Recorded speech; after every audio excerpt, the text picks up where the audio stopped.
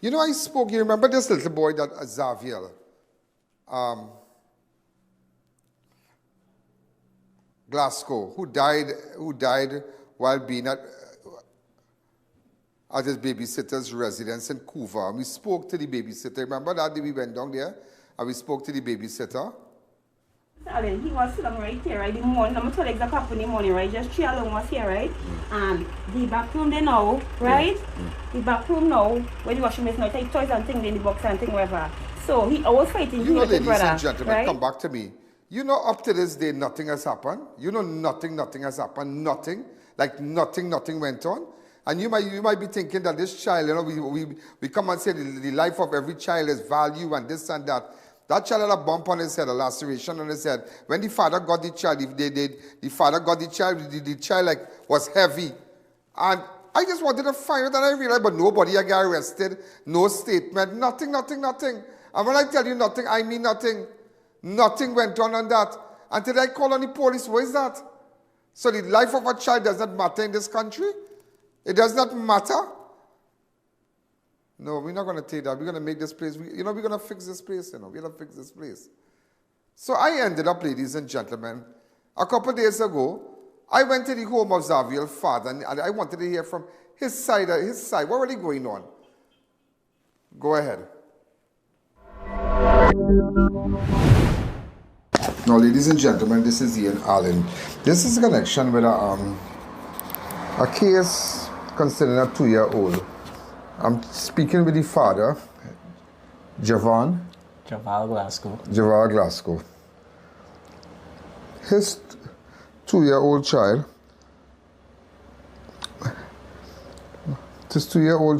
on Friday the 14th of June, 2024, of Mandesi Road, south of Oropouche, was left left in the care of his babysitter, Hope, at her home in Grand Street. However, around 8 p.m. when the father went to collect him, he found him unresponsive and immediately notified the emergency health services, who responded and took him to the Couva District Health Facility, where he was pronounced dead. Officers of the Couva police station were subsequently contacted, and first responders WPC Sotillo, PC Parris and PC Seemungal responded and were informed by the medical personnel that a swelling on Glasgow's forehead as a result of post-mortem was ordered to confirm the actual cause of death. And a autopsy conducted revealed that 2-year-old Xavier Glasgow died from blunt force trauma. An autopsy conducted at the Forensic Science Center yesterday stated that the Glasgow also suffered internal bleeding as a result of the incident. Investigators are expected to approach officials at the office of the DPP for instructions on what charges, if any, should the babysitter Kellyanne Hope. Remember, we had spoken to Kellyanne Hope, so we're showing it to you now. Yeah, Mr. Alleyne, he was sitting right here, right? The morning, I'm going to tell you exactly what happened in the morning, right? Just 3 alone was here, right? And the back room there now, right? The back room now, where the washing machine now, take toys and things in the box and things, whatever. So I was fighting his little brother, right? The next brother? Yeah, the big one. But the child's a 2-year-old child? Yeah. No, the big one, the one is 4-year-old. Yeah. Right? Yeah. And I was chucking one of the I was playing well game. Yeah. If he ain't kicking him, he was doing something. Right? Me want to like himself, telling myself look good, but here what he's telling you, he was sitting in the back hole now. Pulling the back hole. Pulling back one, pull back the back one, hit the child. First I was playing chucky game in the eye. You understand? I said stop that, right? And then he started crying and feeling chucky pain, pulling game now, you understand? With the back hole, because he chuck on the back hole. I didn't know they like the back hole more than the big truck. Right? And he pulled it back on and hit the boy in the head. Sitting he's called Mommy. He said, Mommy. I said, Jesse, and I said, come here. I said, come here. So I put him at the corner. I put him at the corner already. I said, come in now, something not the quarter. Same time them boys and them mother come. And I say, I just completely forget about it. I just said, sit down. And he said, don't cry. I said, don't cry, there, you know. But very interesting. I have not been hearing about this case. So we decided to come and link up with the father today. What exactly is going on with this case, sir? Well, sir, since he started on the case, the reason I didn't do our interview is because I was advised by the police station at Couva not to do any interviews or to bring it to the media. They would handle it. They would say they would contact her, they would go and look for her and all of these stuff. And to my knowing, even when I went back to get information, they ain't go. This is the 14th of June, eh? So you're talking about from the starting in? No, since the 14th of June. Since what did the baby die? What day? Yeah. Yes, the 14th of June. The 14th of June. So for the 14th of June, till the 2nd of November, nothing? Well, yeah, we're still in the beginning stages. They're saying that they still have to get statements from Kelly herself. Kelly was writing Couva, I went and meet Kelly. Exactly, she is being Couva and Moruga. So they have to get statements from her daughters. My father is the one that introduced me to Kelly. Right? And 4 months and 3/4 later, they now take a statement from my father. Now take a statement? Let me tell you why. Because I have to be called in the station, or if I go and get on in the station, that's the only way the officers contacting me. They don't call me, they don't update me on nothing, right? And most of the times they're making not even most of the times, all the times they're making false promises. Recently they went to Moruga at her father's place. And as I had to get the information to them, they didn't even have it. I'm telling you. They said this was on a Thursday, and the Saturday they went, they said they will call me on the Monday. This is the station.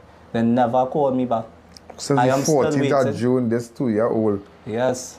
I come and I meet the girl when it happened. Hope it all kind of back and all the place, you know.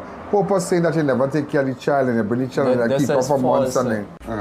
The child, I done so vexed already. He comes so late for the child. You hear what I tell So is it a normal thing to come late for the child? Yes, Alleyne, I tell her beg that boy to bring something for them, train them. You hear what I tell him, yeah? I just be coughing my mouth. I just be taking child and training. The first man that child come here, he had a serious cold chest on his chest. That child was sick. You hear what I tell you, Mr. Alleyne? And I take out of my money self and I buy medication because if I try to get better, I buy coconut oil, sappy and everything. You hear what I telling you?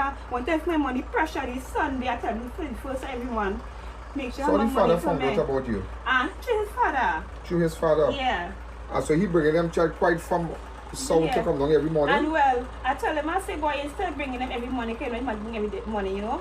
I will keep them for the month, you know. For the whole month? Yeah. So when you started to do that? Last month. So they stay a whole month here? Did he come and visit them? No. He never come and check them out? I know they get pampers and milk and things. The father, the 2 weeks before the father called me and told me to meet him out the road. And he gave me a pack of milk, a pack of cornflakes, and he also have 1 pack of pampers, and then so pick up 3 pack of the pampers. It have 3 or 4 in it, you understand? Because and I only gave it for the month? So this is the truth, because I want everybody to know. I will drop the child there on the 2 kids. So Xavier and his brother Jason on a Sunday, and I will collect them on a Friday. When I drop the kids on the Sunday with groceries and their necessities, by the Tuesday, Kelly would call me and say that her kids, that the groceries run out or they need stuff, and I'll be like, how? I provided stuff for the whole week.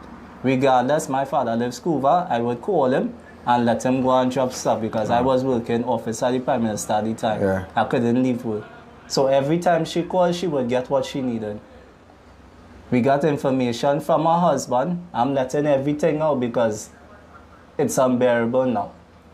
Her husband said that she wanted her to close on the daycare and she would use those little shots to get money from people or even him to bring stuff for her children. You understand? This is the most updated news I got. Yesterday I called the leading officer. Well, he's supposed to be the leading officer, right?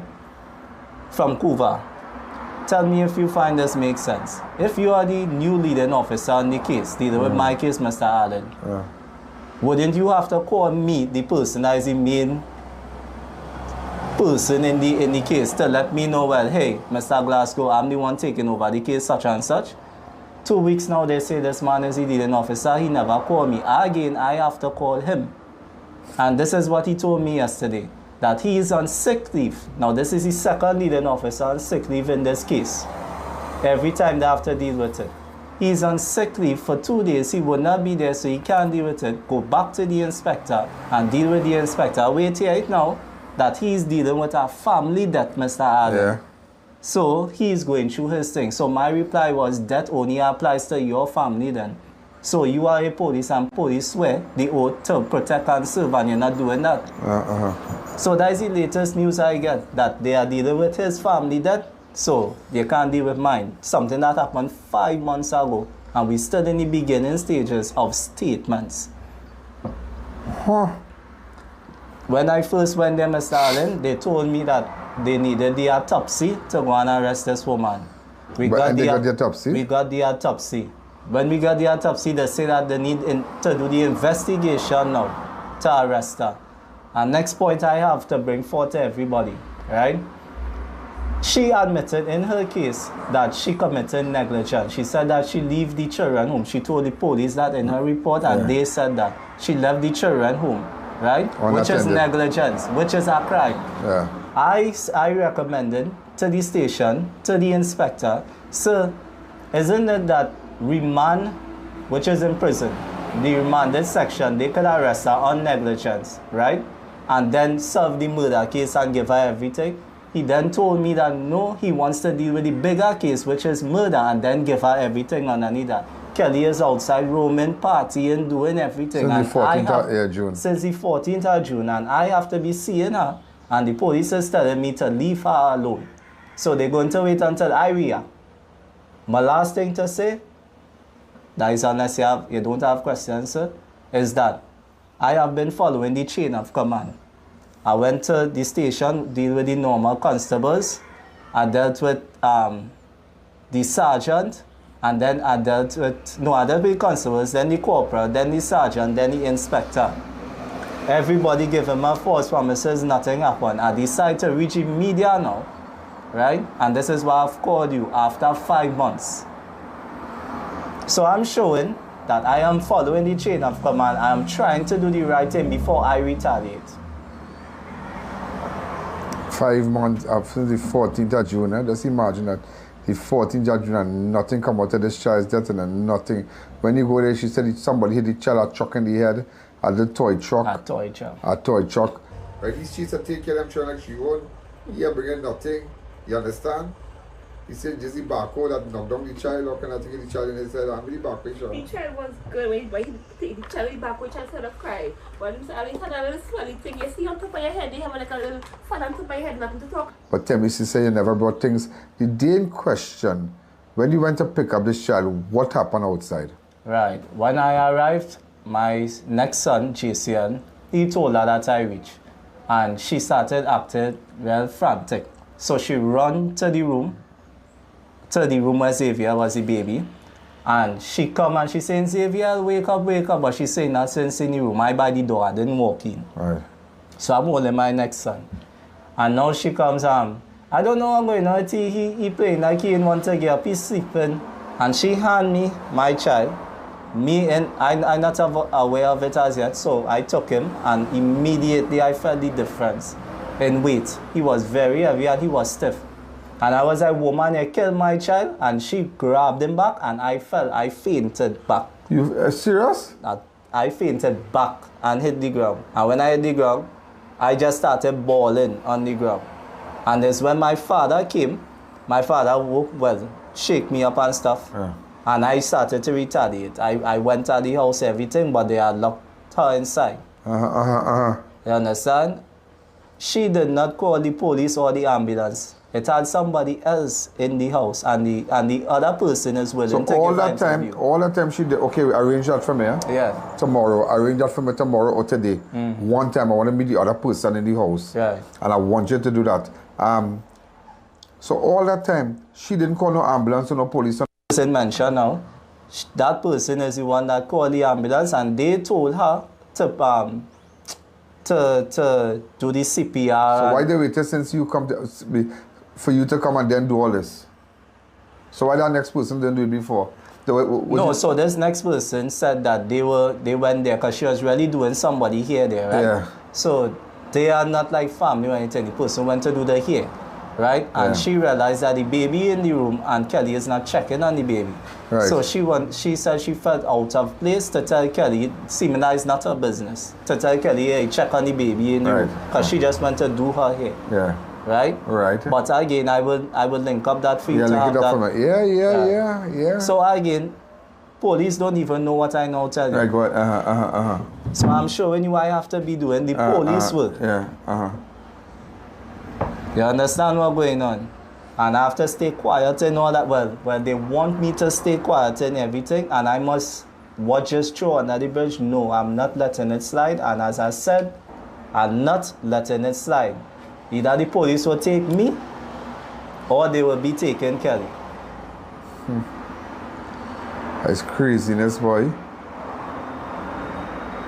So the child was pronounced dead there? No, the child was pronounced dead at the hospital. When the ambulance come, they said that he was unresponsive, but they carry him to the hospital to see what they could do, and then they pronounced him dead there at Couva Hospital. So Kelly just normal up and down? Normal. My father seeing her in Sando, I just see her in Sando, but every time I see her, it's like I in a car coming home, and she walking on the street. We see her in Couva. Somebody said she was on a substance or something? I don't know about that. I know she does smoke and stuff, right? But I don't know if she on substance or anything. Who introduced you to her? My father. How your father came about knowing Hope? Well, he said from working taxi, because she loves Couva as well. Right. That's how we know her, right? And I needed a babysitter because, again, at the office I premise, I was a photographer there. So due to my hours of work, I needed somebody. I'm a single father. Okay. Right? I needed somebody to see the kids. I didn't have an arrangement. Where's the mother of the child? The mother, she lives Shogunas. Okay. But she wasn't a part of the picture yet. Yeah. So again, reading between us, I'm a single father. Yeah. Okay. So this is what's going on, and I've been with Mr. Alleyne. I can't take it no more because I am going through depression. I lost my job. Because I wasn't able to function and work and go to work. I now start to come back outside. Maybe a month and a half now. Serious? I'm telling you. I'm crying. My children asking me where the brother is. I can't even answer them. You understand? And nothing will come out of this, and right? nothing ain't coming out. Nothing, and even getting a call from the police to say, hey, we went and, okay, they went to high but you get the post-mortem. I get everything. That's what I was waiting on. They get the post-mortem to act. Nothing. Everything. July, August, September, October, November, December. Okay. Everything and nothing. And I is the one getting all the information. So what the police doing? And we had to have faith in the police, right? Now, I'm not saying all police are bad, because I was told not to do this interview because I know this will be on TV. I was told not to do this interview because I'll be targeted, some polices and all of that, right? But somebody needs to stand up, Mr. Alleyne. Nothing done. There's nothing done, and I said nothing. And I just wanted to find out. I find nothing happening. Nothing happening. I said, let me do a follow-up. Let me see, and I'm glad you spoke to me. And let me do a follow-up. Let me see what exactly is happening with this case. And you heard it today, absolutely nothing. Where in the world, ladies and gentlemen, you telling me a little 2-year-old died at a daycare, and we have, and we spoke to Hope. Hope not looking all that. You understand? She's not looking all that. And the child a swollen forehead. He get the child can't breathe. And nothing happened, boy. Nothing to this life. The life of this child is of no value. Nothing. This father to be going back to the hospital. All they forget me, all they're doing, all they're going to investigate. No, it don't work like that. These people need justice. There are people out there who are facing situations right now, and they've gone to the police and nothing happening, just nothing. So what about if the devil already fly up in this man's head? Well, everybody will come and arrest this man. But this is craziness. So I just wanted you to know, with respect to if the devil already fly up in this man's head, Well, everybody will come and arrest this man. But this is craziness. So I just want you to know, with respect to the young baby at the daycare center in Couva, nothing has happened. Nothing. That's all, nothing. Thank you. I hope something comes out of it, because this is that is crazy. The little child died at the hands of the daycare person there, and nothing, absolutely nothing came out of it. And imagine, and it's not like I'm lying or I'm making up a story. You saw for yourself, you heard for yourself that nothing came out of it. He has to be calling the police station, calling them. And I really hope, because I know this program is watched 24/7 by police, by the different agencies. And I really hope that these people get attention now.